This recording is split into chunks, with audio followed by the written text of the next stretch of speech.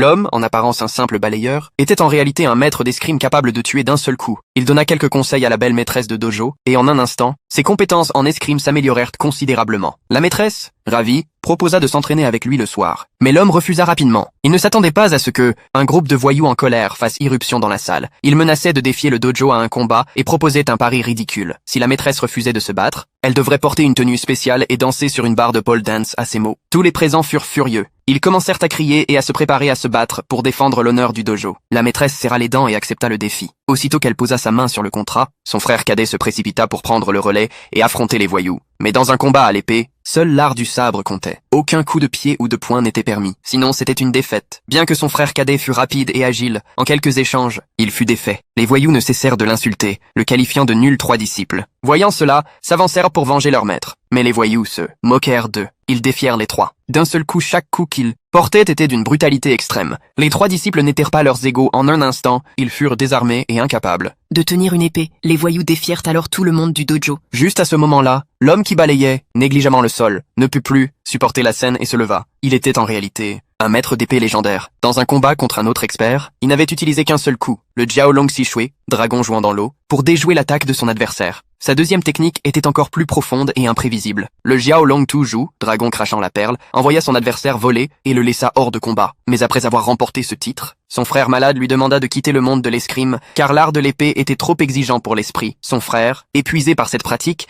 était sur le point de mourir. Finalement, l'homme accepta le souhait de son frère. Depuis ce jour, il abandonna l'honneur et son épée et vécut dans la rue, se réfugiant dans l'alcool. C'est la maîtresse du dojo qui l'accueillit et lui permit de survivre dans le dojo. Mais personne ne savait qu'un jour, les voyous viendraient briser l'épée ancestrale du dojo et humilier la maîtresse en public. Depuis ce jour, elle s'entraînait sans relâche, mais elle n'arrivait pas à briser ses limites. L'homme, simplement en jetant un coup d'œil à son style, vit immédiatement la faille dans sa technique. En 2 phrases, il lui montra la voie pour la maîtriser. La maîtresse comprit alors qu'il connaissait l'escrime, mais l'homme ne pouvait pas révéler son identité. Il affirma simplement qu'il avait quelques connaissances théoriques, mais qu'il manquait de la force nécessaire pour l'épée. À ce moment, alors que la maîtresse se préparait à monter sur le ring, l'homme jeta un regard rapide et comprit immédiatement la force de son adversaire. Il se leva sans hésiter et lui donna une stratégie pour la victoire.